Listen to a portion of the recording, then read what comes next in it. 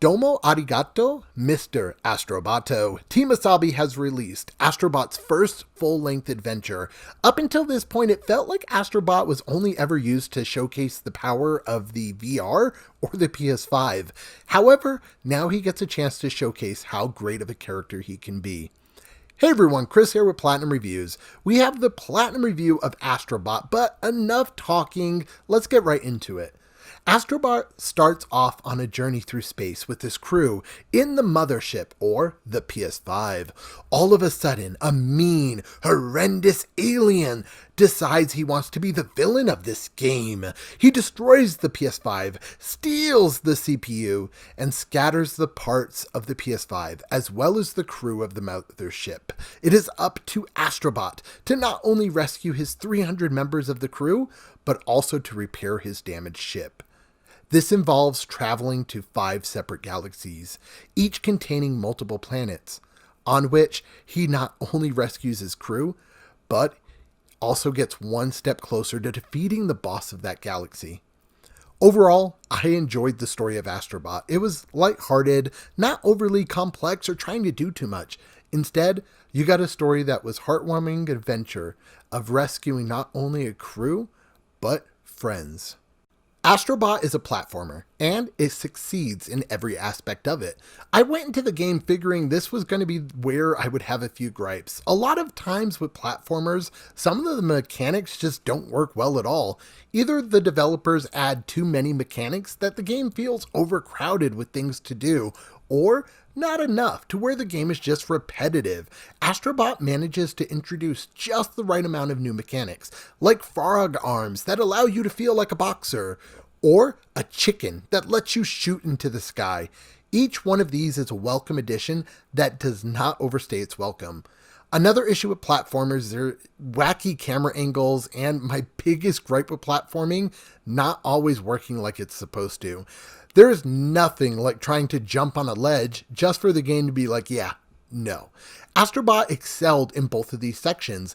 I never once felt like me falling off was a game issue, or that the camera moving where I didn't want it to.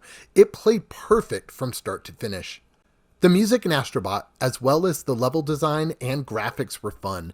No dull, boring areas or overused sections. All the music elevated the levels and made it ever more exciting.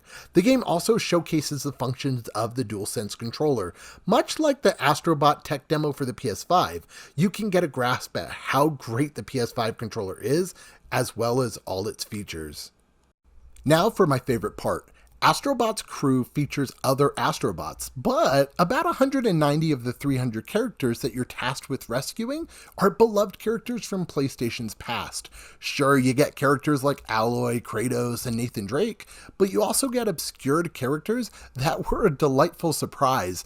The dog from Tokyo Jungle, Soul Bad Guy from Guilty Gear, and even a singer from SingStar make an appearance.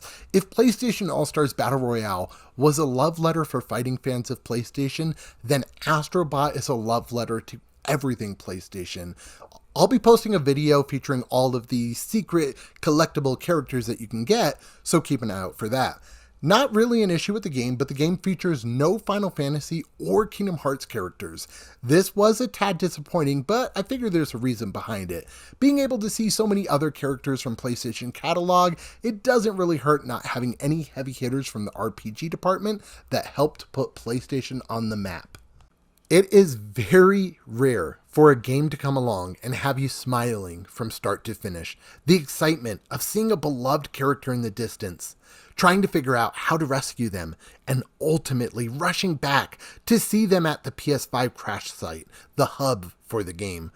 I very rarely give out 10s. Even my favorite game of all time, Mass Effect 2, was not a perfect 10. However, Astrobot not only succeeds at being the best game for the PS5, you heard it, the best game for the PS5, but it also successfully became one of the best platformers in many, many years.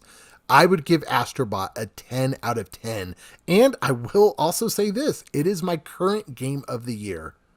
As far as the platinum, I would give it a 2 out of 10. It takes about 20 hours and there are no missable trophies. However, there are a few challenge levels that can make obtaining the platinum and a handful of the characters needed for a few trophies, pretty hard to get.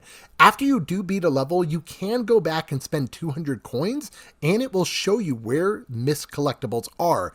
If you do have any questions or issues, let me know down in the comments below. This has been Chris with Platinum Reviews. Don't forget to hit that subscribe button. Do it. What are you waiting for? As always, keep getting those trophies, and I will catch you on the next video.